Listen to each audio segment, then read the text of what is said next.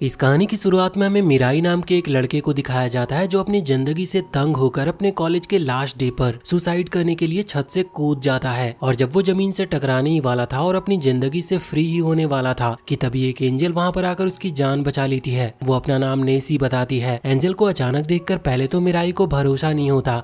उसे लगता है कि वो एक सपना देख रहा है, लेकिन नेसे उसे भरोसा कराती है कि ये कोई सपना नहीं बल्कि हकीकत है। और जब मिराई को भरोसा हो जाता है तो एंजल उससे पूछती है कि वो मरना क्यों चाहता है। तो मिराई उसे अपनी जिंदगी की दास्तां सुनाते हुए बताता है कि उसके पेरेंट्स बहुत पहले इस दुनिया से गुजर चुके हैं और तब से वो अपने अंकल आंट के साथ रहता था, लेकिन उन लोगों ने उसे अपने घर में एक नौकर की तरह रखा। वो लोग उससे टॉयलेट साफ करवाते और बर्तन साफ करवाते और कभी कभी जब उन्हें किसी बात पर गुस्सा आता तो वो लोग उसे मारते भी और हर रात उसे एक छोटे से कमरे में जानवरों की तरह बंद करके रखते थे वो। लेकिन अब वो इन सब चीजों को और नहीं सहन कर सकता, इसीलिए वो अपनी जान के साथ साथ अपनी सारी दिक्कतों को भी खत्म करना चाहता है। नेसी उसे लेकर एक बिल्डिंग के छत पर ले जाती है जहां वो बताती है कि वो एक स्पेशल एंजल है जो मिराई की कोई भी विश को पूरी कर सकती है। लेकिन मिराई के पास ऐसी कोई भी विश नहीं थी, इसीलिए नेसी उसे सामने से कहती है कि अगर वो चाहे तो वो उसे विंग्स भी दे सकती है, क्योंकि उसने अपनी पूरी लाइफ गुलामी में निकाली है, इसलिए ये अच्छा गिफ्ट रहेगा। लेकिन साथ ही साथ उसको कभी कोई प्यार करने वाला भी नहीं मिला, इसलिए वो मिराई को एक ऐसा एरो दे सकती है जिसे किसी के ऊपर चलाने से वो व्यक्ति उससे प्यार करने लगेगा। मिराई ये दोनों चीजें सुनने के बाद कहता है कि उसे दोनों ही चीजें चाहिए।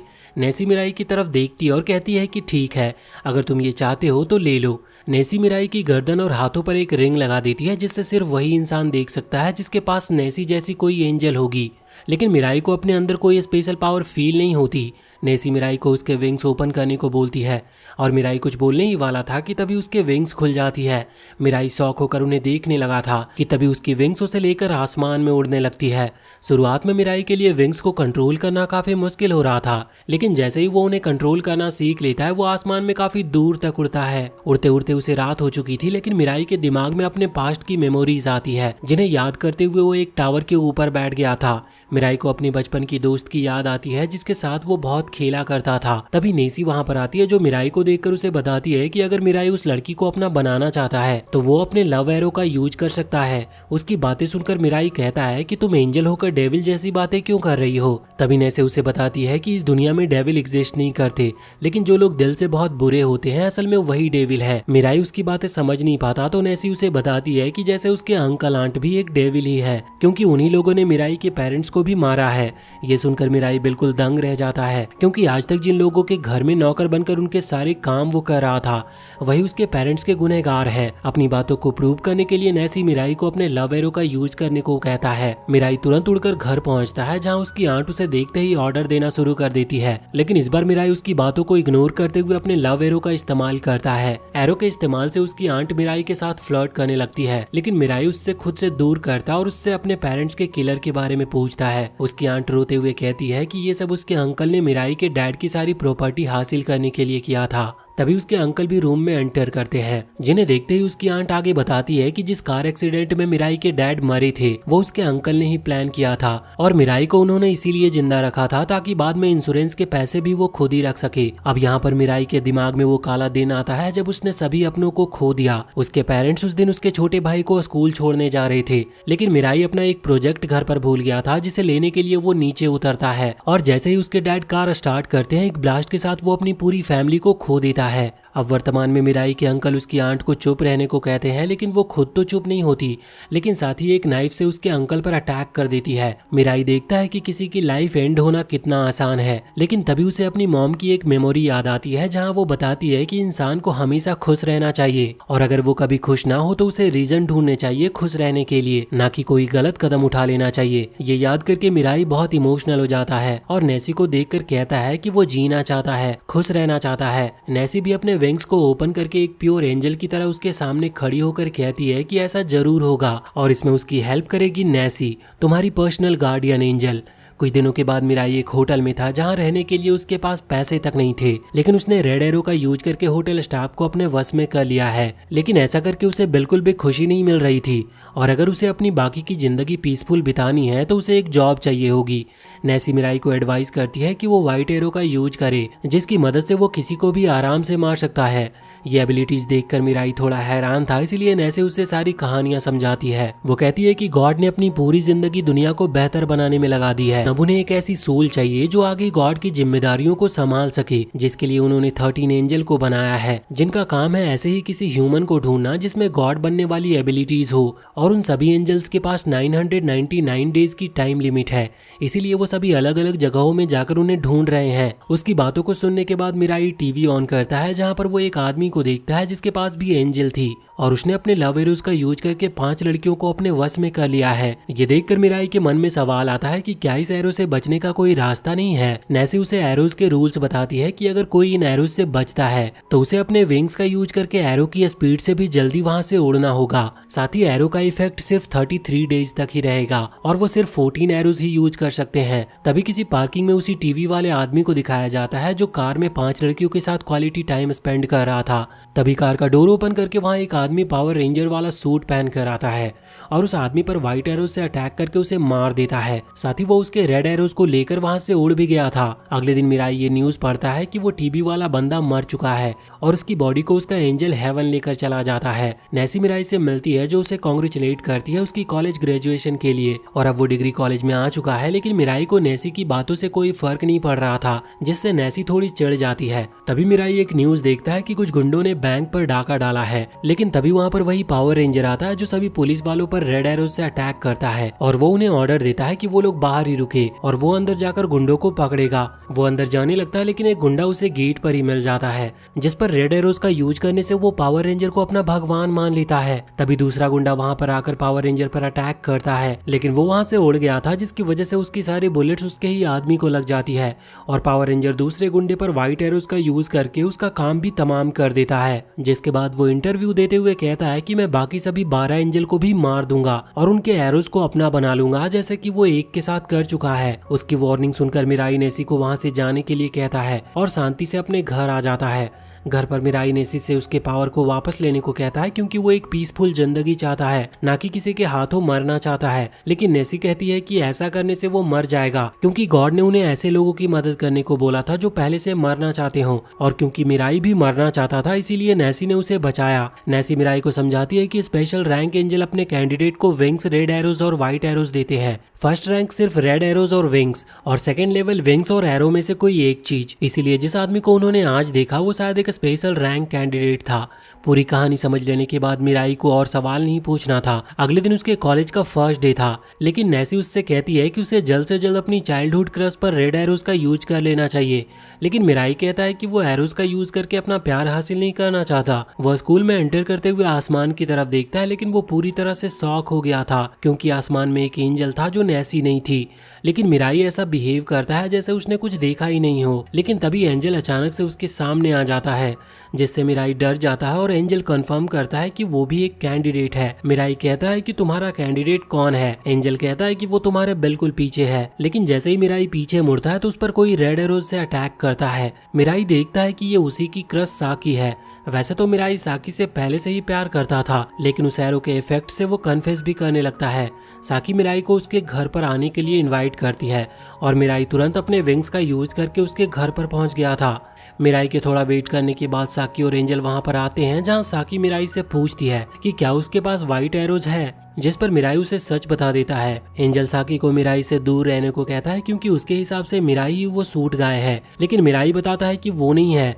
जिसके बाद एंजल, जिसका नाम रेवेल था, वो साकी से मिराई के साथ बॉन्ड बनाने को बोलता है ताकि मिराई उड़ सके, क्योंकि मिराई के पास सिर्फ रेड एरोज थे। मिराई भी बॉन्ड बनाने के लिए मान जाता और बॉन्ड बनाते ही वो मिराई को आसमान की सैर कराने ले जाता है। मिराई साकी को आसमान से भी ऊपर ले गया था, जहां वो सच्चे दिल से बोलता है कि अगर साकी को कभी भी मिराई की जरूरत पड़ेगी तो वो उसे बता सकती है। ये सुनकर साकी रोने लगती है, लेकिन वो उससे कहती है कि उसे पर्सनल प्रॉब्लम ज्यादा कुछ नहीं है। वापस आने के बाद साकी न्यूज देखती है कि वो सूट गाय 6 बजे अपना इंटरव्यू देने वाला है, जिसे देखकर रिवील बोलता है कि मिराई को जाकर उस सूट गाय को मार देना चाहिए, क्योंकि आज नहीं तो कल वो साकी को मारने के लिए भी आएगा। ये सुनते ही मिराई पूरे जोश में वहाँ से उस सूट गाय को अकेले ही मारने के लिए निकल पड़ता है, लेकिन नेसी वहाँ पर आकर मिराई को रोकती है। वो उससे कहती है कि रिवेल उससे अपना काम निकलवाने के लिए उसे भड़का रहा है।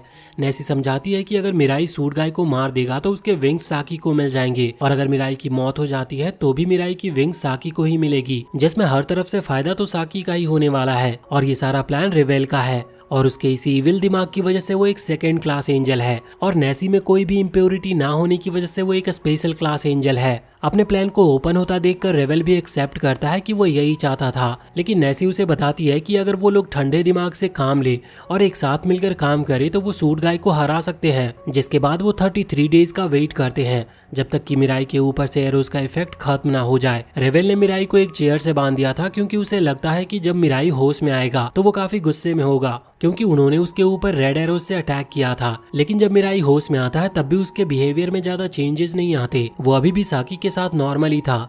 उस पर से वो खुश भी था कि एरोज के इफेक्ट की वजह से वो अपने मन की अंदर की फीलिंग्स को बाहर निकाल पाया। उसे इस बात की खुशी है कि साकी ने उसके ऊपर एरोज चलाया, क्योंकि अगर वो सूट गाय उसके ऊपर चलाता तो शायद वो उसे मार देता। उसकी बातों से साकी भी ब्लश करते हुए कहती है कि ये लास्ट 1 मंथ उसकी लाइफ का सबसे बेस्ट टाइम था। लेकिन उनके रोमांटिक मोमेंट को खराब करते हुए एक न्यूज आती है कि उसी सूट गाय ने सभी एंजल और कैंडिडेट को बेसबॉल ग्राउंड में बुलाया है ताकि वो एक दूसरे को मार सके। उसकी ऐसी खुली चुनौती को देखकर नेसी और रेवेल के मन में काफी डाउट आते हैं, लेकिन मिराई कहता है कि उन्हें जाना चाहिए, लेकिन छुपकर। अगले दिन मिराई साकी के साथ ग्राउंड में जाता है, जहां पर साकी मिराई को आसमान की तरफ देखने के लिए मना करती है, क्योंकि ऐसा करने से एंजल उसे नोटिस कर लेंगे। मिराई एक सीट पर बैठकर सूट गाय का वेट कर रहा होता है, और ठीक 3 बजे वो वहां पर आता है, जिसे देखते ही सारी जनता में हलचल मच जाती है। लेकिन तभी हम देखते हैं कि वहां 2 और पावर रेंजर आ चुके हैं, जिनमें से एक बिना टाइम गवाए सूट गाय पर अटैक करता है। लेकिन सूट गाय के पास एक इनविजिबल बैरियर था, जिससे वो एरो से बच गया था। लेकिन ये देखकर वहां सभी को समझ आ जाता है कि ये सभी सूट गाय का ट्रैप है, उन्हें धोखे से मारने के लिए। वो दोनों नए कैंडिडेट सूट गाय पर अटैक करने का कोई तरीका सोच रहे थे कि तभी उनमें से एक को अपने एंट्रेंस एग्जाम का दिन याद आता है, जिसमें वो फेल हो गया था। वो अपने रिजल्ट से पूरी तरह टूट करके एक पेड़ के नीचे बैठा था। तभी वहां पर एक और लड़का आ जाता है जो कहता है कि मैं सेकेंड टाइम फेल हुआ हूँ, लेकिन पहला लड़का कहता है कि ये मेरा 3rd अटेम्प्ट था। वो दोनों ही एक साथ सुसाइड करने के लिए ट्रेन के पटरी पर लेट गए थे, लेकिन तभी एंजल वहां पर आकर दोनों की जान बचा लेती है और उन्हें विंग्स और रेड एरोज देती है। अपनी ये न्यू पावर्स देखकर दोनों दोस्त एक दूसरे से ये वादा करते हैं कि वो एक साथ गॉड बनेंगे। और अभी वो दोनों उस सूट गाय को ढूंढ रहे थे जो ग्राउंड से गायब हो गया था, लेकिन तभी मॉनिटर स्क्रीन पर वो शो होता है जो कहता है कि वो दोनों उसे नहीं हरा सकते, और जो आदमी सबसे पहले ग्राउंड में आया था वो कोई और है, ना कि सूट गाय खुद। ये सुनते ही दोनों लोग उसके फेक सूट गाय को पकड़ लेते हैं। तभी वहां पर एक और लड़की उड़ते हुए आती है जो सबसे कहती है कि वो भी एक कैंडिडेट है, लेकिन वो किसी एक के हाथों नहीं मरना चाहती, इसीलिए कोई उस पर रेड एरोज से अटैक कर दे। और जैसे ही ब्लू गाय उसके ऊपर रेड एरोज से अटैक करने जाता है, सूट गाय वहां पर आकर उस लड़की को अपने वश में कर लेता है और फिर से वहां से टेलीपोर्ट होकर स्क्रीन पर शो होता है। अब ब्लू गाय बाकी सभी कैंडिडेट से रिक्वेस्ट करता है कि इस सूट गाय को हराने के लिए वो लोग एक अलायंस फॉर्म कर ले, वरना सूट गाय सभी को मार देगा। ये सुनने के बाद 2 और पावर रेंजर उसे ज्वाइन करते हैं, जिन पर ब्लू गाय अपने रेड एरोज से अटैक करके उन्हें अपनी साइड ले लेता है। अब सूट गाय के खिलाफ 5 लोग थे, लेकिन मिराई को शक हो रहा था कि कोई बंदा अभी भी झूठ बोल रहा है। तभी स्क्रीन के ऊपर सूट गाय आता है जो बताता है कि मैंने पहले झूठ बोला था, और जो आदमी सबसे पहले ग्राउंड में आया था वही असलियत में रियल सूट मैन है। जैसे ही ब्लू और येलो को ये बात पता चलती है और वो पीछे मुड़ने ही वाले थे कि तभी सूट गाय ब्लू रेंजर पर व्हाइट एरोज से अटैक करता है और येलो वाले पर रेड से। अब मिराई का यहाँ पर दिमाग ही फट जाता है, उसे कुछ भी समझ नहीं आता कि ये सब चल क्या रहा है। लेकिन सूट गाय खुद ही अपना मास्टर प्लान रिवील करता है। सबसे पहले तो जो 2 लोग स्क्रीन पर आ रहे हैं उसके ऊपर किसी भी तरह के एरोज का यूज नहीं हुआ है। उन लोगों ने सूट गाय का साथ सिर्फ पैसों के लिए दिया है, और जिन 2 रेंजर ने बाद में उन्हें ज्वाइन किया है वो मामूली इंसान है, जिन पर उसने रेड एरोज का यूज किया ताकि येलो और ब्लू का ध्यान भटक सके, क्योंकि अब ब्लू रेंजर मर चुका था। अब उसके विंग्स और एरोज भी सूट गाय को मिल जाते हैं, जिसके पास अभी 2 विंग्स और 4 एरोज हैं। सूट गाय यहाँ भी रुकता नहीं, वो माइक उठाकर येलो रेंजर को ऑर्डर देता है कि वो खुद ही अपनी जान ले ले, लेकिन येलो मना कर देता है। लेकिन वो सूट गाय उसके ऊपर अपने व्हाइट एरोज से अटैक करके उसे मार देता है। फिर बारी आती है उस लड़की की जो रोते हुए सूट गाय के सामने गिड़गिड़ा रही थी कि प्लीज वो उसे छोड़ दे। सूट गाय उसके ऊपर अटैक करने ही वाला था कि तभी उस लड़की की एंजल सामने आ जाती है जो उससे रिक्वेस्ट करती है। साथ ही वो उन सभी कैंडिडेट से भी रिक्वेस्ट करती है जो अभी ये मैच देख रहे हैं लेकिन कुछ कर नहीं रहे। मिराई को उसकी ये बात दिल में लग जाती है। वो अपने विंग्स निकालने ही वाला था कि नेसी वहां पर आकर उसे रोक देती है, ये कहते हुए कि ऐसा करने से मिराई की जान को खतरा हो सकता है। मिराई को एडवाइस देने के बाद नेसी खुद ही सूट गाय के पास जाकर उससे कहती है कि अगर उसे किसी कैंडिडेट को मारना है तो उसे जल्दी मार देना, कि उसे इतना तड़पाए। सूट गाय ये सुनते ही अपने एरोज को शूट कर देता है और वो लड़की इसी हालत में मर जाती है। नेसी सूट के सामने आकर खड़ी हो जाती है और उसे एक प्यारी सी स्माइल के साथ धमकी देते हुए कहती है कि मैंने आज तक किसी को नहीं मारा है, लेकिन अगर सूट गाय जैसे लोग इस दुनिया में हैं तो सबसे पहले वो उसी को मारना चाहेगी, क्योंकि उसी की वजह से नेसी के दोस्तों को दिक्कत हो रही है। इतना कहकर नेसी वहां से चली जाती है और बाकी दोनों एंजल अपने अपने कैंडिडेट के विंग्स और एरो सूट को देखकर अपने अपने कैंडिडेट की सोल को हेवन ले जाने के लिए रेडी होते हैं। नेसी भी सभी बाकी बचे 8 कैंडिडेट और एंजल को वापस अपने अपने घर जाने को कहती है, लेकिन आज जो कुछ भी हुआ वो देखकर मिराई और साकी की सारी हिम्मत टूट चुकी थी। घर वापस आने के बाद साकी बताती है कि सूट गाय सिर्फ स्ट्रांग ही नहीं बल्कि बहुत चालाक और बुरा है, लेकिन मिराई कहता है कि इसी वजह से उसका जल्द से जल्द मरना जरूरी है, क्योंकि ना जाने वो अपनी पावर से किस किस को नुकसान पहुंचा सकता है। साकी आइडिया देती है कि क्यों ना वो बाकी कैंडिडेट के साथ एक अलायंस फॉर्म कर ले, क्योंकि वो बाकी कैंडिडेट्स भी सूट गाय को मारना ही चाहते होंगे। मिराई कहता है कि लेकिन वो उन्हें ढूंढेंगे कहाँ। तभी उनके विंडो के बाहर एक कैंडिडेट आता है जो कहता है कि तुम्हारा फर्स्ट मेंबर मैं हूँ जो बाहर बारिश में भीग रहा है। उसे यूं अचानक देखकर मिराई तुरंत अपने रेड एरोज एक्टिवेट करता है, लेकिन नेसी उसे रोकते हुए कहती है कि शूट मत करो, क्योंकि ये आदमी सच बोल रहा है और ये एक अच्छा इंसान भी है। वो आदमी अंदर आ जाता है और सभी को बताता है कि उसे कैंसर है, जिसकी वजह से वो कभी भी मर सकता है। लेकिन जब वो अपने डेथ के सबसे ज्यादा करीब था तभी वहाँ पर एक एंजल आई। उसे देखकर वो हैरान नहीं हुआ, क्योंकि उसे लगा कि वो मुझे लेने आई है अपने साथ, बट उसका अंदाजा गलत निकला, क्योंकि उस एंजल ने उसे बचाया और बताया कि अगर वो उसका कहना मानेगा तो वो उसे ठीक कर सकती है, और अगर वो जीता तो शायद वो गॉड भी बन जाएगा। और उसने भी अपनी फैमिली के बारे में सोचकर उसे हाँ बोल दिया। पावर्स के मिलते ही सबसे पहले उसने रेड एरोज का यूज करके अमीर लोगों से पैसे लूटे, अपनी फैमिली के खर्चे चलाए, लेकिन इस बात से उसे कभी खुशी नहीं मिला तो सिर्फ गिल्ट। लेकिन जब से उस सूट गाय का शो हुआ है उसने उसकी पावर देखकर खुद पर ही गिव अप कर दिया और दूसरे अच्छे कैंडिडेट को ढूंढने के लिए 14 लोगों पर रेड एरोज से अटैक करके उन्हें स्टेडियम में बिठा दिया ताकि वो बाकी कैंडिडेट का पता लगा सके। उसमें से एक फोटो में उसने मिराई और साकी की फोटो देखी।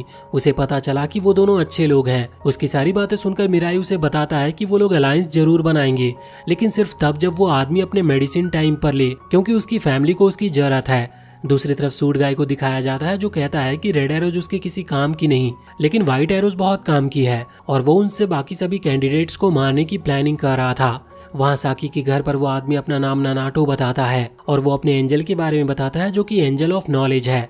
ननाटो उन्हें कुछ कस्टम डिजाइन दिखाता और विंडोज के रास्ते उड़ता हुआ वहाँ से चला जाता है। अगले दिन एक स्कूल में हम सूट गाय को देखते हैं जहाँ पर उसके क्लासमेट उसे कैनेडे बोलते हैं। कैनेडे का दोस्त मिनामी कहता है कि उन्हें अपनी क्रश को देखने जाना चाहिए जो अभी आर्चरी रेंज की प्रैक्टिस कर रही थी, जहाँ पर कैनेडे मिनामी से पूछता है कि अगर वो गॉड बन जाए तो सबसे पहले क्या करेगा। मिनामी बताता है कि वो सारी अगली गर्ल्स को एग्जिस्टेंस से ही मिटा देगा, जहाँ पर कैनेडे कहता है कि वो डेड लोगों को जिंदा करने की पावर विश करता है, जिस पर मिनामी कहता है कि शायद वो अपनी बहन की बात कर रहा है। उस शूटिंग रेंज से सभी के चले जाने के बाद कनाडे वहाँ जाकर अपने एरोज की प्रैक्टिस करता है। वो अपने एरोज की प्रैक्टिस 60 मीटर दूर से कर रहा था, लेकिन उसके एरोज की रेंज सिर्फ 31 मीटर थी, इसीलिए वो एक साथ 2 एरो कंबाइन अटैक करता है, जिससे वो टारगेट को अचीव कर लेता है। कैनेडे वहां से उड़ते हुए एक बंद पड़ी फैक्ट्री में जाता है जहां पर उसकी बहन की प्रिजर्व्ड की हुई डेड बॉडी रखी थी। वो वहां पर अपनी बहन को बर्थडे विश करता है। इधर साकी के घर पर सभी टीवी में देखते हैं कि कुछ लोगों का कार से बुरी तरह से एक्सीडेंट हो गया है, और जिसने ये किया है उसने एक नोट छोड़ा है कि ये सब सूट गाय की बात ना मानने के कारण हुआ है। न्यूज देखने के बाद ननेटो बताता है कि ये सब कैनेडे किसी आम लड़की को अपने विंग्स और एरोज देकर करवा रहा है, क्योंकि अभी उसके पास 3 विंग्स और 5 एरो हैं। तो जिस किसी से भी वो ये काम करवा रहा है वो सिर्फ 33 दिन तक ही कैनेडे का कहना मानेगी। ननेटो सजेस्ट करता है कि अगर हमें कैनेडे तक पहुंचना है तो इस लड़की को मारना होगा, लेकिन ये भी हो सकता है कि ये सब कैनेडे ने सब प्री प्लान किया हो, इसीलिए हमें उस लड़की को देखते ही मारना होगा, वरना वो हमें ही मार देगी। ये सुनकर मिराई थोड़ा हिचकिचा जाता है। उसका कहना था कि अगर उसे अपने फायदे के लिए किसी बेकसूर को मारना पड़े तो इससे अच्छा वो खुद ही मरना पसंद करेगा, क्योंकि वो लड़की ये सब सिर्फ इसीलिए कर रही है क्योंकि वो कनाडा के वश में है। मिराई का सजेशन सुनकर ननाटो उसे एक हाइपोथेटिकल सिचुएशन में जाने को कहता है जहाँ कनाडा ने साकी को पकड़ लिया है और उसके ऊपर व्हाइट एरो से शूट करने वाला है। अगर ऐसे सिचुएशन में मिराई अपने इमोशन से काम लेगा तो साकी को मरना पड़ेगा और सिर्फ यही सोचने से ही मिराई की आत्मा कांप जाती है। जिसके बाद हम कनाडा को देखते हैं जो अपने घर में बैठकर सोच रहा था कि अगर वो अपनी विश पूरी नहीं भी कर पाता है फिर भी वो अपनी दोस्त मिनामी की विश तो जरूर पूरी कर सकता है। अगले दिन फिर से न्यूज आती है कि उस लड़की मिसूरी ने फिर से आज एक लड़की की जान ले ली है। ये न्यूज देखकर ननाटो अब मिराई और साकी को बताता है कि अब उन्हें इसे खत्म करना ही होगा, जिसके लिए वो अपने गन्स के कलेक्शन में 2 गन्स मिराई और साकी को देता है। लेकिन दोनों का जवाब था कि वो किसी को गन से तो मार ही नहीं सकते क्योंकि शायद वो लोग थोड़े डरपोक और कमजोर हैं। ननाटो उन्हें आगे का प्लान बताता है कि वो मिसूरी को आज मारने जाएंगे, लेकिन हो सकता है कि वो सूट गाय भी वहाँ पर आ जाए, इसीलिए ननाटो खुद ही आगे होकर उससे लड़ेगा और मिराई को मौके का फायदा उठाकर सूट गाय को व्हाइट एरोज से शूट करना होगा। लेकिन मिराई कहता है कि वो किसी की जान नहीं ले सकता, इसीलिए वो रेड एरोज का यूज करेगा। इसके बाद मिराई और साकी अपने पावर रेंजर सूट पहनते हैं और अपने मिशन के लिए खुद को मेंटली प्रिपेयर भी करते हैं। वो दोनों उड़ते हुए मिसूरी के पास पहुंच जाते हैं जहां पर मिसूरी अपने फोन में अभी एनिमे विंग्स की वीडियो ही देख रही थी। लेकिन जैसे ही ननाटो उसके करीब जाता है वहां पर एक जोरदार ब्लास्ट होता है जिसे देखकर मिराई की हालत खराब हो जाती है। लेकिन वो देखता है कि ननाटो ब्लास्ट के इम्पैक्ट से नीचे गिरा जा रहा है। मिराई अपने फुल स्पीड से ननाटो को पकड़ता है और एक बिल्डिंग पर क्रैश लैंडिंग करता है। मिराई उसका नाम लेकर जोर जोर से रोने लगा था, लेकिन ननाटो कहता है कि वो अभी मरा नहीं है, इसीलिए रोना बंद करो। तभी मिराई के पीछे कनाडा आ जाता है जो मिराई को अपने व्हाइट एरोज के निशाने पर रखा था। मिराई आराम से पीछे मुड़ता है लेकिन कनाडा से लड़ने की बजाय उसे जीवन और मौत पर ज्ञान देने लगता है, जिसका कनाडा के ऊपर कोई खास असर नहीं हो रहा था।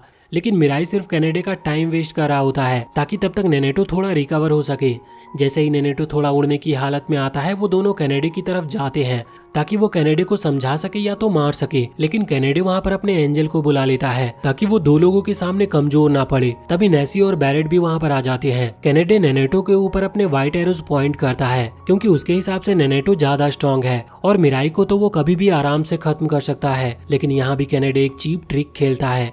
वो कहता है कि उसने टाउन में एक बॉम्ब फिट किया है और अगर ननाटो उससे लड़ने की कोशिश करेगा तो वो पूरे टाउन को उड़ा देगा। ये सुनकर ननाटो खुद को सैक्रिफाइस करने का सोचता है, लेकिन साथ ही साथ वो मिराई को भी कहता है कि जैसे ही कनाडा मुझे मार दे तुम कनाडा को मार देना। लेकिन मिराई अभी भी डरा हुआ था और किसी को मारने के लिए रेडी नहीं था। वहीं ननाटो कनाडा की तरफ जाता और कनाडा व्हाइट एरोज रिलीज कर देता है, लेकिन मिराई अपने रेड एरोज से उसके एरोज को रोक देता है। लेकिन कनाडा मिराई की स्पीड से भी जल्दी उससे डॉज कर लेता है, लेकिन मिराई रुकता नहीं है और कनाडा पर अटैक करता रहता है। अब वो दोनों ही एक दूसरे पर अटैक कर रहे थे और उसे डॉज भी। मिराई को लड़ता देखकर ननाटो भी कनाडा के ऊपर पीछे से अटैक करता है। वो अपनी गन से उसके ऊपर एक के बाद एक बुलेट से शूट करता जा रहा था जिससे कनाडा का सूट टूटने लगा था और उसके फेस भी दिखने लगे थे। लेकिन इससे पहले वो दोनों मिलकर उसे मारते वो पहली फुर्सत में वहां से निकल जाता है। जिसके बाद मिराई और ननाटो भी वापस जाने का डिसाइड करते हैं। वो दोनों फाइट करते हुए इतने ज्यादा थक चुके थे कि जमीन से उठने में भी उन्हें भारी लग रहा था। लेकिन नेसी कहती है कि आज जैसी फाइट उसने पहले कभी नहीं देखी। लेकिन यहाँ पर मिराई को अपने आप पर ही रोना आ रहा था कि अगर वो आज गुस्से में कनाडा को मार देता तो खुद को कभी माफ नहीं कर पाता। इस पर ननाटो उसे समझाता है कि अगर कनाडा जैसा कोई गॉड बन गया तो वो लोग उसके बाद कुछ भी नहीं कर पाएंगे। अगले दिन साकी अपनी एक दोस्त के साथ स्कूल जाती है जहाँ पर उसकी दोस्त बताती है कि मिराई उनका बहुत देर से पीछा कर रहा है। लेकिन साकी कहती है कि वो कुछ भी ना करे क्योंकि उसे मिराई से कोई दिक्कत नहीं है। शाम को साकी के घर पर ननाटो मिराई से कहता है कि वो एक फेस स्केच बनाए कनाडा का, लेकिन मिराई कहता है कि उसे कुछ याद नहीं कि उसका फेस कैसा था। उसकी आवाज में इतना दर्द था कि साकी कहती है कि आज रात मिराई को आराम करना चाहिए। उसी रात मिराई सो रहा था लेकिन साकी वहां आकर कहती है कि उसे नींद नहीं आ रही, इसीलिए वो मिराई को हक करके सोना चाहती है। ये सब नेसी और रेवेल सुन लेते हैं। रेवेल कहता है कि अगर साकी को नींद नहीं आ रही तो साकी रेवेल को हक करके सो सकती है, लेकिन नेसी सिचुएशन की गंभीरता को समझते हुए रेवेल को वहां से ले जाती है। साकी मिराई को बैक साइड से हक कर लेती है, लेकिन मिराई कोई एक्सप्रेशन शो नहीं करता। लेकिन फिर वो अपने भारी आवाज के साथ सोते हुए मिराई से अपने फीलिंग कन्फेस करती है। साकी बताती है कि वो बहुत बुरी लड़की है क्योंकि मिराई उसके बचपन का दोस्त था, लेकिन जब उसके पेरेंट्स गुजर गए तो सारी दुनिया ने ये माना कि मिराई पनौती है, इसीलिए साकी ने भी उससे बात करनी छोड़ दी और बाद में जाकर उसे बहुत गिल्ट भी हुआ। लेकिन कुछ सालों बाद जब उसे मौका मिला वो मिराई के पीछे भागी उससे माफी मांगने के लिए, लेकिन उसने देखा कि तब तक मिराई छत से कूद जाता है। ये देखकर साकी डर जाती है और वहां से भाग जाती है। और कुछ देर के बाद साकी का गिल्ट बहुत ज़्यादा बढ़ चुका था। उसे लगने लगा था कि मिराई की इस हालत की जिम्मेदार कहीं ना कहीं वो भी है। इसीलिए उसी रात साकी ने अपनी ओशियन में सुसाइड करने की कोशिश करी, लेकिन उसकी किस्मत थी कि तभी उसे रेवेल मिल गया। लेकिन जब उसने मिराई को पहली बार देखा तो वो बहुत खुश हुई, लेकिन उसके मन में गिल्ट इतना ज़्यादा था कि वो तब भी कुछ कन्फेस नहीं कर पाई और ना शायद कभी कर पाएगी। इतना सुनने के बाद मिराई साकी को एकदम से उठाता है और विंडो के बाहर ले जाकर काफ़ी ऊंची जगह से गिरा देता है, लेकिन फिर पकड़ भी लेता है। वो साकी से कहता है कि अगर साकी मिराई के लिए मरना ही चाहती है तो वो अभी भी मर सकती है। ये कहकर वो साकी को फिर से छोड़ देता है, लेकिन इस बार साकी मिराई का हाथ पकड़ लेती है और कहती है कि अब वो उसके लिए मरना नहीं चाहती, बल्कि जिंदा रहकर मिराई के साथ एक फैमिली शुरू करना चाहती है। इतना कहते ही उन दोनों के बीच में एक स्पेशल बॉन्ड बन जाता है, जिसे देखकर साकी बहुत रोने लगती है। वो दोनों एक छत के ऊपर उतरते हैं, जहाँ साकी अच्छे से रोने के बाद मिराई से कहती है कि उसे जल्दी से जल्दी ये सब खत्म करके उससे शादी करनी है। मिराई भी उसकी बात मानकर कहता है कि वो भी अपनी बचपन की दोस्त से शादी करने के लिए तैयार है। अगले दिन नेनेटो मिराई को बताता है कि वो कैनेडे को पकड़ने के काफी करीब है, लेकिन साकी कहती है कि अब वो भी कैनेडे को हराने में उनकी मदद करना चाहती है, जिसके लिए वो बैरेट से पूछती है कि वो विंग्स को कैसे हासिल कर सकती है। तो बैरेट बताती है कि इसके लिए किसी एक कैंडिडेट को उसे मारना होगा, और जब ऐसा होगा तो अपने आप ही साकी को विंग्स मिल जाएंगी। साकी कहती है कि सिर्फ अपने विंग्स के लिए वो किसी मासूम को नहीं मार सकती, इससे अच्छा तो ये होगा कि वो कैनेडे को ही मार दे, क्योंकि उस जैसा आदमी विंग्स डिजर्व नहीं करता। उसकी डिटर्मिनेशन देखकर नेनेटो मिराई से पूछता है कि रात को उसने साकी के साथ क्या किया कि वो आज इतने जोश में है, लेकिन मिराई ब्लश करते हुए कहता है कि उसने कुछ भी नहीं किया है। तभी रेवेल वहां पर आकर कहता है कि एक रास्ता और है विंग्स लाने का, और वो ये है कि रेवेल अपनी रैंक को इंक्रीज कर ले, जो कि उसे नहीं पता कि कैसे करनी है। इसीलिए बैरेट उसे बताती है कि ऐसा करने के लिए उसे या तो दुनिया का सबसे इंटेलिजेंट एंजल बनना पड़ेगा या हेवन का कोई रिकॉर्ड ब्रेक करना होगा। जो सुनकर रेवेल परेशान हो जाता है। थोड़ी देर बाद वो लोग एक चर्च में जाते हैं, क्योंकि अब साकी के घर उनके लिए छोटा पड़ रहा था। वहां जाने के बाद सभी अपने अपने रूम डिवाइड कर लेते हैं। साकी रेवेल के रूम में जाती है, जहां पर वो अपना लेवल इंक्रीज करने के लिए काफी सारी नॉलेज को अपने दिमाग में डाल रहा था। वो उसे बिना डिस्टर्ब किए वहां से चली जाती है, और वो मिराई और नेनेटो को अपना सूट दिखाती है, जो काफी अच्छा लग रहा था।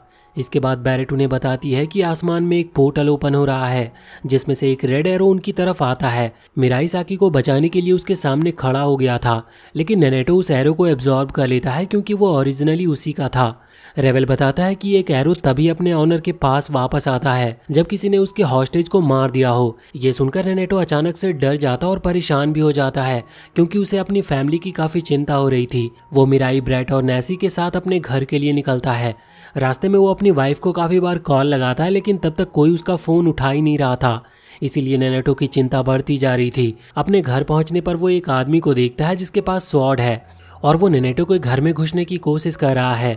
नेनेटो मिराई को उसे संभालने का बोलकर खुद जल्दी से घर में एंटर कर जाता है और अपनी वाइफ बच्चों को ढूंढता है, लेकिन उसे कोई भी वहां पर नहीं मिलता। साथ ही जब वो एक कमरा ओपन करता है तो उसमें उसकी वाइफ के फटे हुए कपड़े थे, लेकिन वहां पर ना तो उसकी वाइफ थी और ना ही उसके बच्चे। ये देखने के बाद नेनेटो को पक्का हो जाता है कि उसकी फैमिली किसी खतरे में है। दूसरी तरफ बाहर मिराई उस स्वॉर्ड्समैन पर अपने रेड एरोज पॉइंट करता है और उससे पूछता है कि क्या वो भी एक गॉड कैंडिडेट है, लेकिन वो आदमी एक क्रीपी सी स्माइल देता और वहां से फुल स्पीड में निकल लेता है। अगले ही पल वो आदमी एक पार्क में होता है, जहाँ पर उसे अपना पास्ट याद आता है। इस लड़के का नाम हैगा था, जो कि दिखने में जन्म से ही काफी अगली था। उसकी शक्ल इतनी खराब थी कि उसमें कभी खुद से किसी चीज के लिए कॉन्फिडेंस नहीं आया।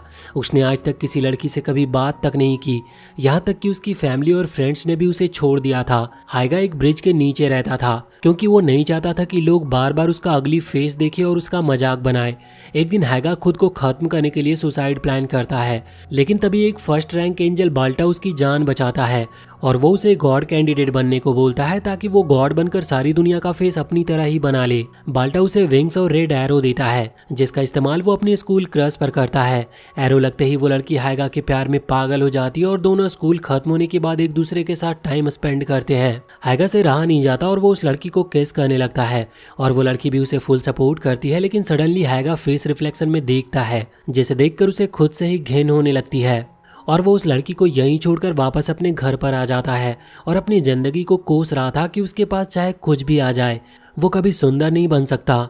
कुछ दिनों के बाद हायगा टीवी पर सूट गाय को देखता है, जिसे देखकर वो उसे अपना रोल मॉडल मानता है, क्योंकि बाल्टा ने उसे बताया था कि सूट गाय एक हसीन लड़का है जो हायगा से बिल्कुल अपोजिट है। हायगा भी अपने रोल मॉडल की तरह दिखने के लिए अपनी प्लास्टिक सर्जरी करवा लेता है, जिसके बाद वो बहुत जिम करता और अपनी बॉडी शेप भी मेंटेन करता है।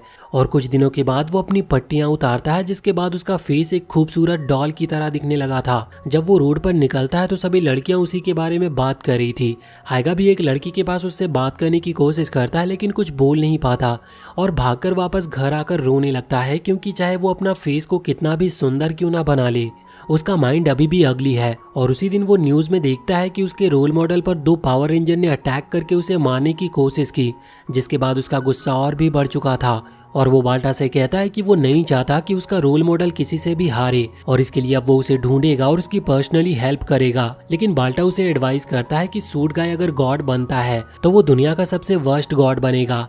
लेकिन हायगा को इससे कोई मतलब नहीं था और वो सूट गाय को ढूंढने की कोशिश जारी रखता है।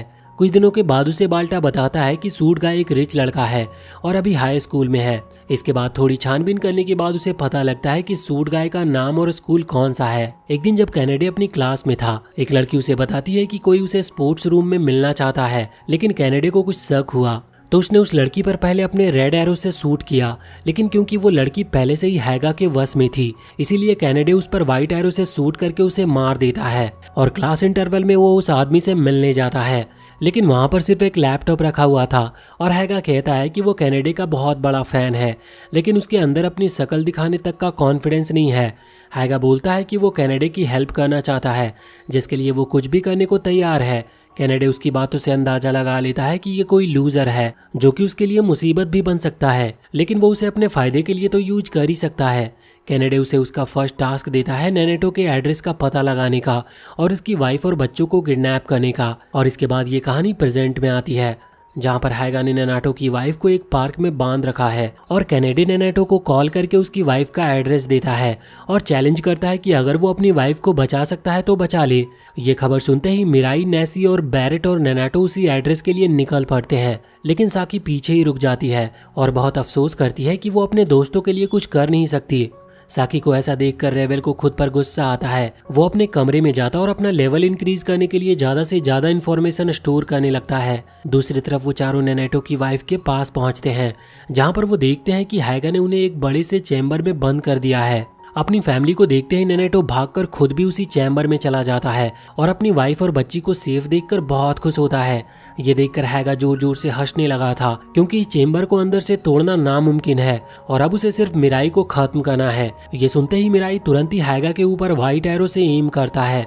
हायगा को लगता है कि वो उसे शूट नहीं कर सकता, लेकिन इस बार मिराई अपने इमोशंस की नहीं सुनता और शूट कर देता है, जिसे हायगा बाल बाल डॉज कर लेता है और फिर वो मिराई पर रेड एरोज एम करता है और मिराई भी ऐसा ही करता है। लेकिन तभी वहां पर एंट्री होती है कैनेडी की, जो मिराई पर रेड एरोज से एम करता है। हायगा काफी एक्साइटेड था क्योंकि वो पहली बार कैनेडी से मिल रहा था, लेकिन कैनेडी को इससे कोई फर्क नहीं पड़ता। लेकिन कैनेडी अपने प्लान में कुछ चेंजेस करता है और नैनेटो पर व्हाइट एरोज से एम करता और ये देखकर मिराई को समझ आ गया था कि वो अकेले इन दोनों से लड़ नहीं सकता, इसीलिए वो भी चेम्बर के अंदर चला गया था। मिराई नैनेटो को बताता है कि अगर वो लोग एक जगह खड़े रहेंगे तो कैनेडी उन पर आसानी से अटैक कर सकता है, इसीलिए उन्हें चैम्बर के चक्कर लगाते रहने चाहिए। नैनेटो भी उसके सजेशन मान लेता है। बाहर हायगा कैनेडी से पूछता है कि मिराई अपनी जान बचाकर यहाँ से भाग भी सकता था, फिर भी उसने नैनेटो की हेल्प क्यों करी। इसके जवाब में कैनेडी कहता है कि इसी को प्यार और दोस्ती बोलते हैं। ये वर्ड सुनकर हायगा बहुत कंफ्यूज हो जाता है, क्योंकि उसने कभी भी ऐसी फीलिंग महसूस नहीं करी थी। कैनेडी वापस से अपने घर चला आता है, जहाँ पर हायगा को रिस्पॉन्सिबिलिटी देता है कि वो अपनी नज़र चैम्बर से ना हटाए। हायगा चैम्बर पर अपनी फुल नज़र रखे हुए था। तभी मिराई कहता है कि उसे यहाँ से निकलने का एक आइडिया आया है और शायद ये प्लान वर्क कर जाए।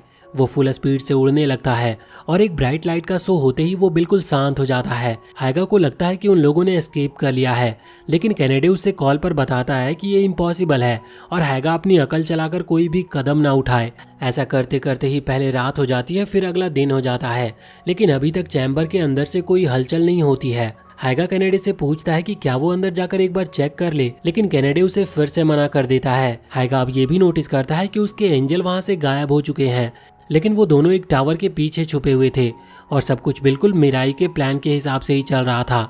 और वहीं इधर चर्च में रेवल इतनी सारी नॉलेज स्टोर करते करते थक चुका था, लेकिन तभी एक क्रिस्टल बॉल कमरे से बाहर चली जाती है और रेवल भी पकड़ने बाहर की तरफ जाता है। लेकिन यहाँ हम साकी को देखते हैं जो काफी उदास और मायूस थी, क्योंकि वो अपने दोस्तों के लिए सिर्फ एक बोझ है और अभी तक उनकी कोई हेल्प नहीं कर पाई। वो ये सुनकर रेवल कहता है कि अगर वो इस हालत में वहां पर जाएगी तो सूट गाय को पता चल जाएगा कि वो भी एक एंजल है और हो सकता है कि वो साकी को मार भी दे। लेकिन ये कहते हुए रेवल भी बहुत रो रहा था, लेकिन तभी वो देखता है कि उसके आंसू बबल बन जाते हैं। गॉड उसके सामने आते हैं जो रेवल को बताते हैं कि उसने हेवन में एक रिकॉर्ड सेट कर दिया और अब उसका प्रमोशन हो चुका है और अब वो एंजल ऑफ इमोशंस बन चुका है। इसके बाद रेवल साकी को विंग्स देता है, जिसे देखकर साकी बहुत खुश होती है कि उसे रेवल जैसा एक हेल्पफुल एंजल मिला है। इसके तुरंत बाद वो बाकियों के पास जाते हैं जहां नेसी और बैरेट रेवल को उसके प्रमोशन के लिए कॉन्ग्रेचुलेट करते हैं और साकी के विंग्स की तारीफ करने के बाद उन्हें करंट सिचुएशन के बारे में बताते हैं। साकी ये सुनने के बाद हैगा पर रेड एरो से अटैक करती है, जिसके बाद अब हैगा साकी का स्लेव बन गया था और साकी भी एक लॉयल डॉग की तरह उसे अपना ऑर्डर देने लगती है। उसकी आवाज को सुनकर कैनेडे हैगा को कहता है कि वो ऐसा क्यों बिहेव कर रहा है, लेकिन हैगा बताता है कि वो सिर्फ अपनी मास्टर साकी की ऑर्डर लेगा। साकी उसे ऑर्डर करती है कि वो उसके दोस्तों को फ्री कर दे। हैगा उसके ऑर्डर सुनते ही आसमान में उड़ता है और अपनी फुल स्पीड से स्वॉर्ड को चेंबर की तरफ पॉइंट करते हुए लैंड करता है, लेकिन उस चेंबर पर खरोच तक नहीं पड़ती। इसके बाद वो स्वॉर्ड से लगातार चेंबर पर अटैक करने लगता है। चेंबर के अंदर मिराई को लगता है कि हैगा उन्हें मारने की प्लानिंग कर रहा है, लेकिन रेवल उन्हें बताता है कि हैगा अब साकी के कब्जे में है और वो लोग जल्दी फ्री हो जाएंगे। कैनेडे ये सब कैमरे और माइक्रोफोन की मदद से देख और सुन रहा था। हैगा कहता है कि वो अपने मास्टर के लिए कुछ भी कर सकता है। कैनेडे को लगता है कि अब उसे खुद ही वहां पर जाना ही पड़ेगा, इसीलिए वो अपने एंजल और 4 लोगों को लेकर, जिन्हें उसने विंग्स और एरो दिए थे, उन्हें लेकर वो चेंबर के पास पहुंच जाता है। लेकिन तब तक हैगा अपने फाइनल अटैक से चेंबर में एक क्रैक कर चुका था। कैनेडे वहां पर आते ही साकी की तरफ अपने रेड एरो से एम करता है, लेकिन हैगा बीच में आकर कैनेडे की तरफ रेड एरोस पॉइंट करते हुए बोलता है कि उसकी मास्टर को नुकसान पहुंचाने से पहले उसे हैगा को मारना होगा। दूसरी तरफ चैम्बर के अंदर मिराई और ननाटो उड़ते उड़ते थक चुके थे, लेकिन ननाटो देखता है कि चैम्बर में क्रैक पड़ चुका है, जिन पर अपने गन से शूट करके वो चैम्बर को तोड़ देता है और वो वहां से फ्री हो जाते हैं। जिसके बाद वो साकी को ज्वाइन करते हैं और अब उनका आमना सामना होता है कैनेडे से। कैनेडे कहता है कि उनकी फाइनल फाइट होनी चाहिए, इसीलिए वो एक फेयर फाइट चाहता है, जिसके लिए वो ननाटो की वाइफ और बच्चों को किसी जगह ले जाने को बोलता है। और ये अपॉर्चुनिटी को देखते हुए साकी ननाटो की वाइफ को लेकर चर्च में ले जाती है, जहाँ पर उसे पहुंचा देने के बाद वो उनकी बच्ची को लेने लगती है। तभी ननाटो की वाइफ साकी से कहती है कि वो ये फाइट क्यों करना चाहते हैं, जिस पर साकी बोलती है कि अगर कैनेडे गॉड बन जाता है तो कोई फाइट करने के लिए बचेगा ही नहीं। साकी वापस आती है और ननाटो अपनी बच्ची को एक लास्ट टाइम हग करता है और साकी उसे लेकर वापस से चर्च चली जाती है। वहां पर कैनेडे ये सब चीज ऑब्जर्व कर रहा था, जहां वो गेस करता है कि ननाटो अभी अपने फुल पोटेंशियल पर नहीं है और साकी भी काफी वीक अपोनेंट है। लेकिन सबसे बड़ी दिक्कत मिराई है, क्योंकि उसके पास भी व्हाइट एरोज है जिससे वो किसी को भी मार सकता है। लेकिन यहाँ पर हमारे मिराई के मन में बस यही बात चल रही थी कि अगर सूट गाय ने उसके ऊपर जानलेवा हमला भी किया तब भी वो उसके ऊपर व्हाइट एरो चलाने से पहले थोड़ा हिचकिचाएगा, जिससे उसके फ्रेंड्स की जान पर खतरा आ सकता है। उसकी ये चिंता ननाटो भांफ लेता है और वो मिराई और साकी को बोलता है कि हमें एक दूसरे पर रेड एरोज का यूज करना चाहिए। ऐसा करने से हम एक दूसरे के साथ अच्छे से कंबाइन हो पाएंगे और कैनेडे उन पर रेड एरोज से अटैक भी नहीं कर पाएगा। वो तीनों एक ट्रायंगल बनाते हैं और एक दूसरे के ऊपर रेड एरोज से वार करते हैं। इसके बाद कैनेडे फाइट को शुरू करते हुए अपने एक आदमी को अटैक करने के लिए आगे भेजता है। ये आदमी उन सभी पर मशीन गन से अटैक करता है, लेकिन वो तीनों उसे डॉज करते हैं। लेकिन हैगा उसके सामने आकर ऊपर काउंटर अटैक करने के लिए रेडी होता है। वो गनमैन भी हैगा को डॉज करता है, लेकिन जैसे ही उसका ध्यान भटकता है, मिराई और साकी उसके विंग्स को पकड़ लेते हैं और हैगा उसके विंग्स और उसके ऊपर अपनी स्वॉर्ड से अटैक करके गनमैन को खत्म कर देता है। जिसके बाद उनका एक अपोनेंट खत्म हो चुका था। लेकिन साकी को बहुत बुरा लग रहा था कि उनकी वजह से एक बेकसूर आदमी अब नहीं रहा, लेकिन कैनेडे को इससे कोई फर्क नहीं पड़ता। जिसके बाद वो एक साइको गर्ल को आगे भेजता है।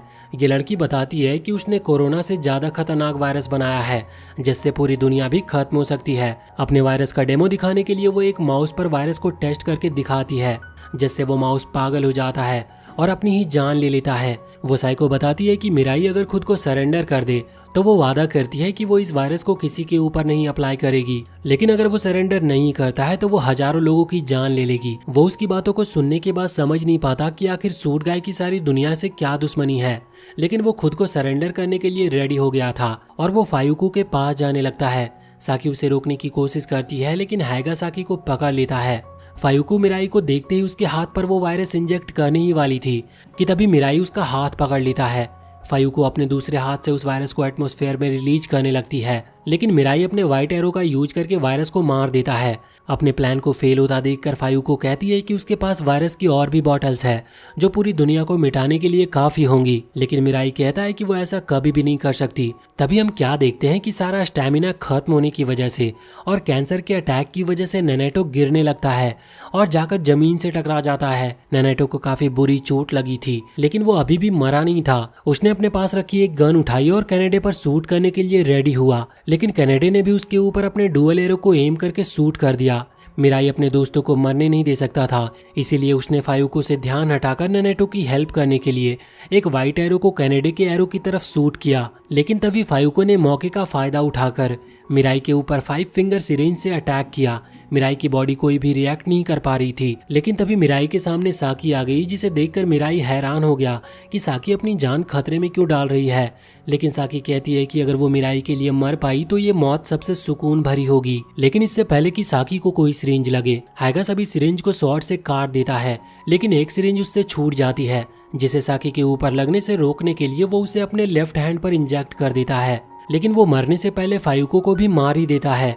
अब जो हुआ उसे देखकर मिराई और साकी को भी समझ नहीं आ रहा था कि वो क्या करे, क्योंकि हाइगा की पूरी बॉडी डिकम्पोज होने लगी थी, लेकिन उसके फेस पर कोई डर नहीं था। वो एक स्माइल करता और अपने आखिरी टाइम में साकी को थैंक्स विश करता है, क्योंकि उसकी वजह से हाइगा को समझ आया कि लव और दोस्ती किसे कहते हैं, और ये बात वो अपने पूरे होश में बोल रहा है। देखते ही देखते हाइगा की पूरी बॉडी राख बनकर उड़ जाती है और रह जाते हैं सिर्फ उसके कपड़े और स्वॉर्ड। हाइगा के मरने के बाद उसका एंजल आता है जो साकी को हाइगा के स्टोन और विंग्स देकर उसकी सोल को हेवन ले जाता है। हाइगा भले ही एक दुश्मन था, लेकिन साकी को बचाने के लिए उसने अपनी जान दे दी थी। ये देखकर उसके लिए उनके मन में रिस्पेक्ट बढ़ जाती है।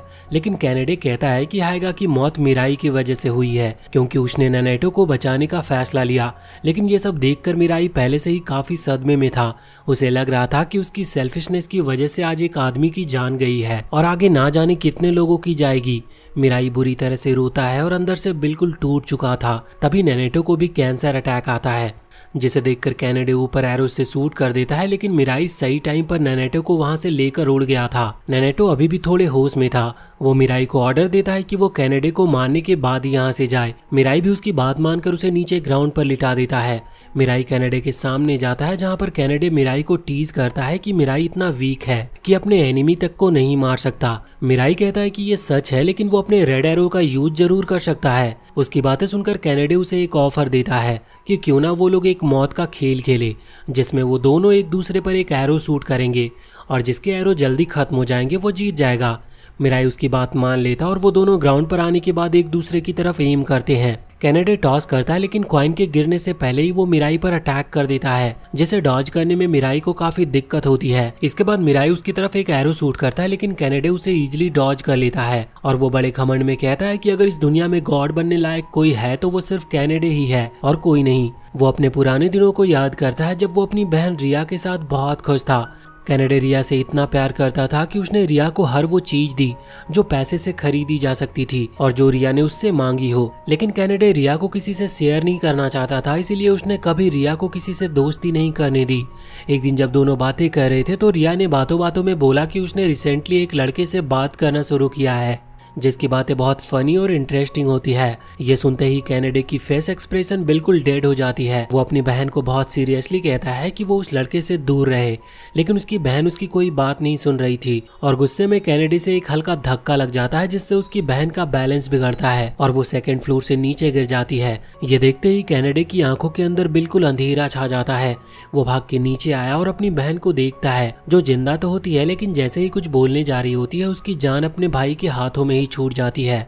कुछ दिनों के बाद कैनेडे एक फ्यूनरल ऑर्गेनाइज करता है अपनी सिस्टर के लिए, लेकिन उसकी बहन का ऑब्सेशन इतना ज्यादा था कि उसने अपनी बहन की बॉडी को प्रिजर्व करके रख दिया था और अपनी बहन के सामने जाकर उससे माफी मांगते हुए अपनी जान लेने जा रहा था। तभी उसके पास वो एंजल आती है जो उससे कहती है कि अगर वो चाहे तो इस दुनिया का गॉड बनकर अपनी सिस्टर को फिर से जिंदा कर सकता है, और उसकी एक होप ही काफी थी कैनेडे को गॉड कैंडिडेट बनाने के लिए, और इसीलिए उसने ये भी डिसाइड किया कि वो उन सभी लोगों को मार देगा जो गॉड कैंडिडेट्स हैं। यहाँ प्रेजेंट में कैनेडे और और मिराई की फाइट टीवी पर टेलीकास्ट की जा रही थी।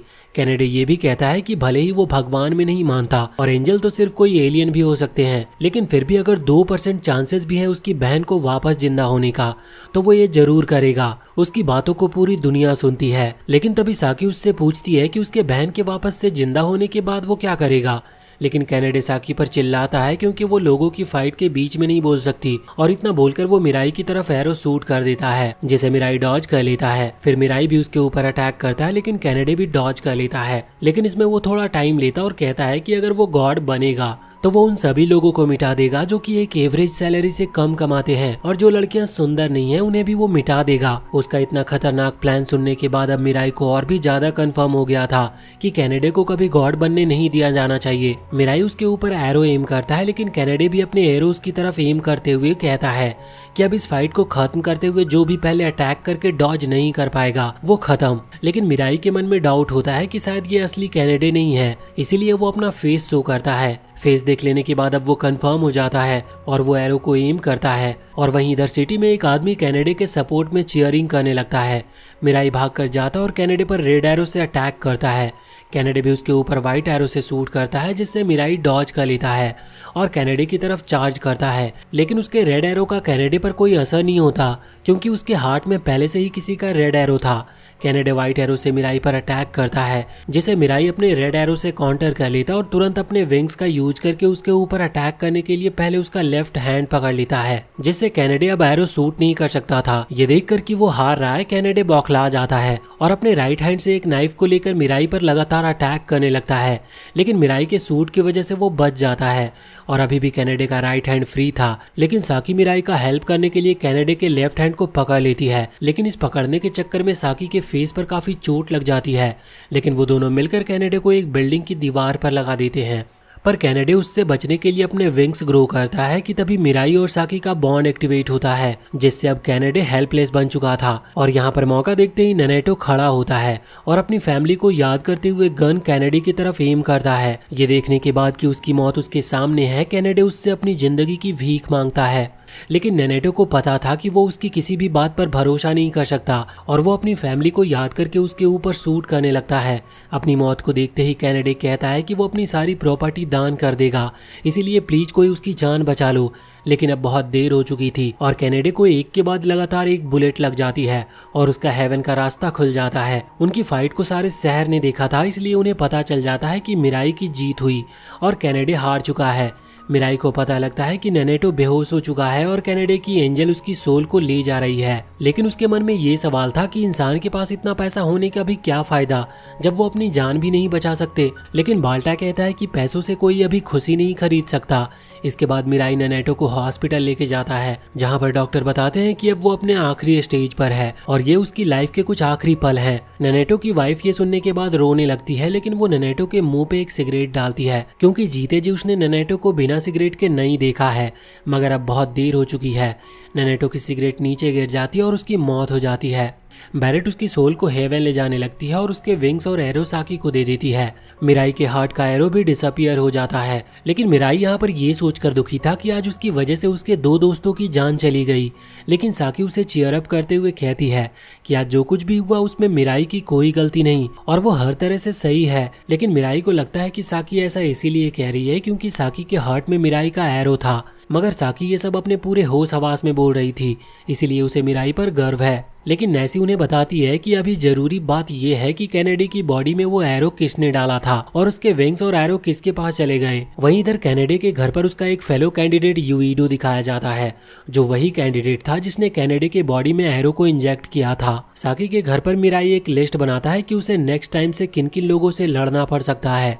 तभी साकी उसके लिए डिनर लेके आती है, लेकिन तब तक मिराई थक के सो चुका था और साकी भी उसे बिना डिस्टर्ब किए उसे सोने देती है। चर्च पे मिराई साकी के हाथों का बना ब्रेकफास्ट करता है, जिसे खा के वो बताता है कि उसके पेरेंट्स के जाने के बाद उसने पहली बार इतना अच्छा खाना खाया है। वहीं इधर चर्च में सभी एंजल एक मीटिंग करते हैं जिसमें वो डिस्कस कर रहे थे कि कौन सा कैंडिडेट गॉड बनने के लिए सबसे सही रहेगा। जहाँ पे एंजल ऑफ ट्रुथ कहता है कि इंसान गॉड बनने के लायक नहीं है, लेकिन एक एंजल गॉड ऑफ गेम्स बताता है कि 800 डेज पूरे होने से पहले वो एक वर्दी कैंडिडेट को जरूर ढूंढ लेगा। मिराई और साकी जहाँ पर लंच कर रहे थे वहाँ पर जल्दी जल्दी में रेबेल आता है जो बताता है कि एक और कैंडिडेट ने खुद को रिवील कर दिया है और वो अभी टीवी पर इंटरव्यू दे रहा है।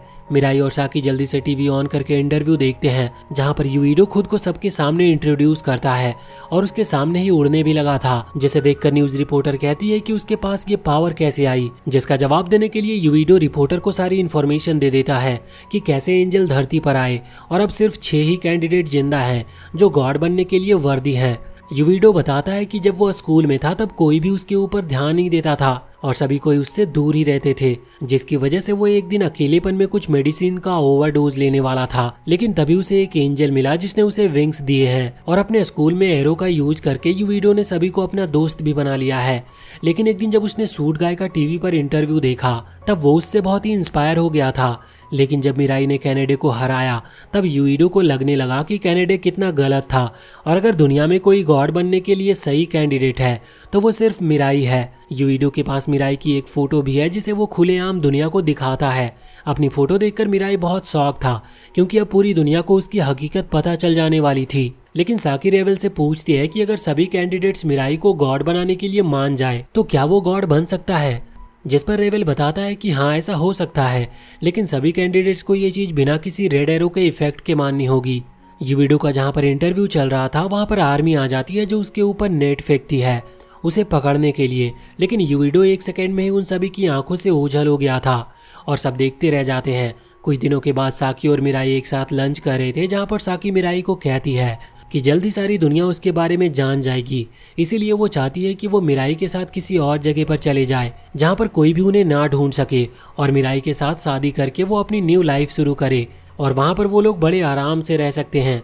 ये सब सुनकर मिराई को भी अच्छा लगता है, लेकिन वो बताता है कि अपनी रिस्पॉन्सिबिलिटी से वो भाग नहीं सकते, इसीलिए उन्हें यहीं पर रहना होगा। कुछ हफ्तों बाद अब वो दोनों फिर से कॉलेज जाना शुरू कर चुके थे, जहाँ पर दोनों एक दूसरे से अनजाने होने का नाटक करते हैं। एक दिन जब मिराई घर जा रहा था तो एक ब्लैक कार उसके पास आकर खड़ी हो जाती है, जिसमें से एक आदमी जिसका नाम हौसी था वो बाहर आता है और मिराई से कहता है कि उसे उनका सीक्रेट पता है और मिराई शांति से कार में बैठ जाए। लेकिन मिराई अपने विंग्स को ओपन करता है और एक रेड एरो से हौसी की तरफ एम करता है। मिराई के हाथों की पोजीशन को देखकर हौसी बताता है कि वो उसके एरो को देख नहीं सकता, लेकिन शायद मिराई उससे फाइट करना चाहता है। उसका इतना सटीक अंदाजा देखकर मिराई समझ जाता है कि ये कोई आम पुलिस ऑफिसर नहीं है। हौसी खुद को इंट्रोड्यूस करता है और बताता है कि उसकी एक पार्टनर साकी को भी सेम बात बताने गई है, जिसके बाद एक लड़की की चीखें आती है और मिराई बुरी तरह डर जाता है और उस आवाज की तरफ जाता है। लेकिन साकी बिल्कुल ठीक थी, लेकिन उसने उस औरत को रेड एरो से शूट कर दिया था। हौसी वहां अपनी पार्टनर को देखकर यह अंदाजा लगाता है कि शायद उसके ऊपर रेड एरो से शूट किया है।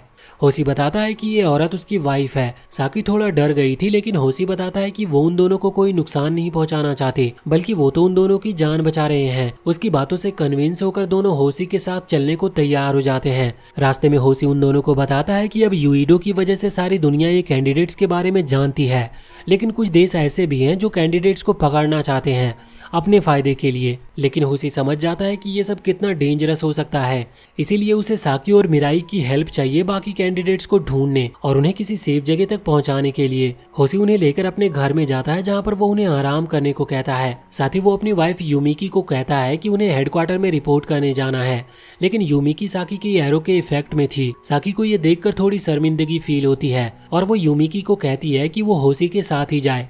जाते हुए हौसी उन्हें न्यू फोन्स देता है जिनमें उनकी सारी इन्फो थी और उन्हें फोन देकर वो वहां से चला जाता है। घर पर बैठे हुए मिराई साकी को बताता है कि उसके हिसाब से हौसी ने जानबूझकर अपनी वाइफ को रेड एरो से शूट होने दिया ताकि वो हम दोनों का विश्वास जीत सके।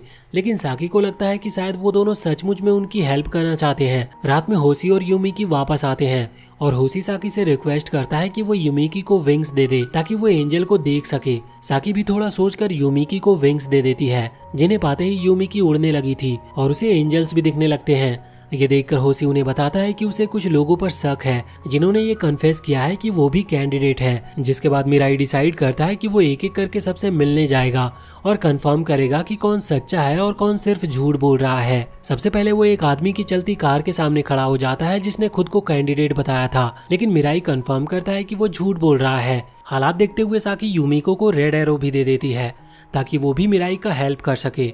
और अब नेक्स्ट वो एक लड़के के सामने जाकर खड़ा हो जाता है और उस पर रेड एरो एम करता है। इस लड़के का नाम मीना मिकावा था, जो मिराई को देखकर सरेंडर कर लेता है। मिराई उससे कहता है कि वो उड़ क्यों नहीं गया, तो मिनामाकावा कहता है कि उसके पास विंग्स नहीं हैं, जिससे मिराई को लगता है कि ये सिर्फ एक लो लेवल कैंडिडेट है। इसके बाद पास के ही एक घर में एक छोटा भाई अपने बड़े भाई को बताता है कि उसने रेड एरो का यूज करके अपने मॉम डैड को मार दिया है और अब उसके भाई को मरना होगा। और इतना बोलकर वो बड़े भाई पर एरो शूट करता है, लेकिन सही टाइम पर मिराई वहां पर आकर एरोस को डिफ्लेक्ट कर देता है। तभी वहां पर उस लड़के का एंजल उगारो आता है, जिसके बाद मिराई मिनामिकावा से पूछता है कि सिर्फ उसी के पास कोई एंजल नहीं है, लेकिन मिनामिकावा कहता है कि उसके पास शुरू से ही कोई एंजल नहीं है, शायद इसीलिए क्योंकि वो एक लूजर है। उनकी बातों को सुनकर वो बच्चा अपना नाम सूजी बताता है और मिराई से रिक्वेस्ट करता है कि मिराई सूजी को मार दे, क्योंकि उसने रेड एरो का यूज करके वो सभी चीजें कर ली जिसे उसे नहीं करना चाहिए था। सूजी बताता है कि कुछ महीनों पहले जब उसके ग्रैंडफादर कोमा में थे तो उन्हें लाइफ से फ्री करने के लिए उसने रेड एरो की मदद से उन्हें सुसाइड करने का ऑर्डर दिया था, जिसके बाद उसने अपने डैड को भी सेम ऑर्डर दिया, क्योंकि उसकी मॉम किसी और दूसरे आदमी के साथ भाग गई थी और उसके डैड बहुत अकेला फील कर रहे थे। और जब एक दिन उसकी मॉम मिली तो उसने उन्हें तब तक सॉरी बोलने को बोला जब तक वो मर नहीं गई। इतना कुछ करने के बाद सूजी को लगने लगा था कि वो गॉड ऑफ डेथ है और वो किसी को भी कहीं भी और कैसे भी मार सकता है, लेकिन मिराई उससे कहता है कि इन चीजों के लिए उसे जेल भी हो सकती है। ये सुनकर वो लड़का थोड़ा चौंक जाता है, लेकिन मिराई को कहता है कि एक लास्ट टाइम वो अपने भाई को मारना चाहता है, उसके बाद उसे जो भी सजा मिलेगी उसे मंजूर होगी। लेकिन मिराई इसके लिए बिल्कुल भी मना कर देता है और मिनामिकावा बीच में बोल पड़ता है कि हर इंसान का जन्म किसी पर्पस के लिए होता है, इसीलिए उसे भी जल्द से जल्द वो मकसद ढूंढ लेना चाहिए। उनकी बातों को सुनकर सूजी अपने भाई को छोड़ देता है, लेकिन रेवल उसे बताता है कि कुछ ही दिनों में बाकी दुनिया को भी उसके गॉड कैंडिडेट होने का पता लग जाएगा, इसलिए उसे हमारे साथ चलना चाहिए। और सूजी मान जाता है। होसी के घर पर पहुंचने के बाद सूजी यूमिकी को देखकर शर्मा गया था और एक कोने में जाकर बैठ जाता है और सभी को बताता है कि उसे गॉड बनने की कोई इच्छा नहीं है, लेकिन वो बस इतना चाहता है कि जितने भी बुरे लोग हैं वो इस दुनिया से खत्म हो जाए, जैसे कि उसकी मॉम। लेकिन होसी उसे कहता है कि दुनिया में अच्छे लोग हैं और सूजी को तब तक जिंदा रहना चाहिए, कोई न्यू गॉड ना आ जाए। अगले दिन मिराई और साकी टाउन में जाते हैं और सभी लोगों को सामने से बताते हैं कि गॉड कैंडिडेट किसी भी सिविलियन को नुकसान नहीं पहुंचाना चाहते। तभी वहां पर यूविडो आता है जो खुद को मिराई का सबसे बड़ा फैन बुला रहा था, लेकिन मिराई कहता है कि उन्हें कहीं दूर जाकर बात करनी चाहिए। यूविडो मान जाता है और वो लोग स्पेस में जाते हैं, जहां मिराई उसे समझाता है कि उन्हें आपस में ही सभी कैंडिडेट से बात करके एक गॉड चुन लेना चाहिए। यूविडो उसकी बात समझ जाता है। उसी रात एक मेंशन में एक कैंडिडेट को गवर्नमेंट की फुल सिक्योरिटी में रखा गया था। यूरी से मिलने सभी एंजल्स आते हैं जो मिराई के प्लान के बारे में उसे बताते हैं। वो उनका ऑफर एक्सेप्ट कर लेती है और वो खुद को वहां से निकालने के लिए बेहोश होने का नाटक करती है। और जैसे ही कुछ बॉडीगार्ड उसे लेने आते हैं वो उन पर रेड एरो से अटैक करके उन्हें ऑर्डर देती है कि वो यूरी को सेफली एस्केप करने में हेल्प करे। तीनों बॉडीगार्ड उसे एस्केप करने में वहां से हेल्प करते हैं और वो बाकी सिक्योरिटी का ध्यान अपनी तरफ करते हैं। तब तक यूविडो वहां आता है जो यूरी की हेल्प करने के लिए उसे विंग्स देता है, जिसके बाद यूरी सभी के साथ आराम से एस्केप कर जाती है। वापस आते हुए यूविडो उनसे अलग हो जाता है क्योंकि वो गवर्नमेंट के किसी भी एजेंट पर यकीन नहीं कर सकता था। नेक्स्ट मॉर्निंग होसी सभी कैंडिडेट से पूछता है कि उनके हिसाब से गॉड किसे बनाना चाहिए। सभी कोई मिराई का नाम लेते हैं, लेकिन सूजी अपने एंजल से पूछता है कि एक गॉड क्या क्या कर सकता है।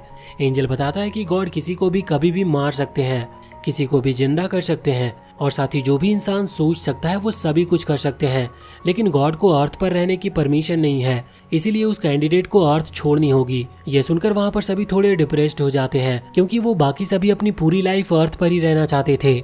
अचानक से सूजी कहता है कि वो गॉड बन सकता है क्योंकि अर्थ पर उसे प्यार करने के लिए कोई नहीं है और अगर वो गॉड बनता है तो कोई भी अमीर या गरीब नहीं होगा, सब इक्वल होंगे और इससे कोई भी लड़ाई नहीं करेगा। उसकी बातों से मिराई कन्विंस नहीं था, लेकिन अजीरो बताता है कि बिना लास्ट कैंडिडेट की हेल्प के वो कुछ भी नहीं कर सकते। लेकिन उसे नहीं लगता कि लास्ट कैंडिडेट मानेगा क्योंकि उसके पास जो एंजल है, एंजल ऑफ डिस्ट्रक्शन है, जो कभी शांति के लिए नहीं मानता। उसे हमेशा चीजों में फाइट पसंद है।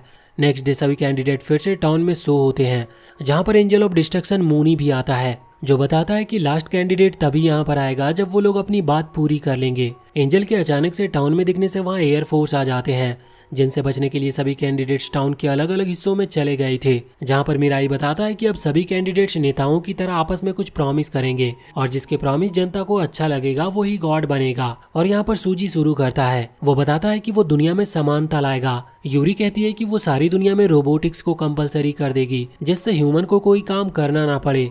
यूविडो बताता है कि दुनिया से स्कूलिंग और होमवर्क को वो खत्म कर देगा। साकी कहती है कि वो सभी के दिल में लव भर देगी ताकि कोई लड़ाई ना करे। और लास्ट में मिराई कहता है कि वो दुनिया को जैसी चल रही है वैसा ही छोड़ देगा और कोई भी चेंजेस नहीं करेगा। सभी की बातें पूरी होने के बाद लास्ट कैंडिडेट, जो कि एक पागल साइंटिस्ट था जिसका नाम योएंडा था, वो वहां पर आकर सबको अपना इंट्रो देता है। वो वहां पर कोई भी प्रॉमिस करने से पहले वो अपनी ही थ्योरीज बताने लगता है कि उसके हिसाब से दुनिया में कोई गॉड नहीं है और जो भी खुद को गॉड बोल रहा है वो सिर्फ एक किंग ऑफ एंजल है जो अपने अस्तित्व से मिट रहा है, क्योंकि लोग धीरे धीरे उसके ऊपर विश्वास खोते जा रहे हैं। और लोगों के ऊपर अपना विश्वास बनाए रखने के लिए उसने एंजल को अर्थ पर भेजा ताकि वो सारे एंजल ये ड्रामा करे और इंसानों को लगने लगे कि सच में कोई गॉड है और वो फिर से उसकी पूजा करने लगे। उसके इन बातों से कोई भी कैंडिडेट इन्फ्लुएंस नहीं होता सिवाय सूजी के, जिसका मानना था कि शायद सच में कोई गॉड नहीं होते, क्योंकि अगर वो होते तो सब इक्वल होते। मिराई और बाकी सभी सूजी के इस फैसले को समझे इससे पहले ही यूविडो नोटिस करता है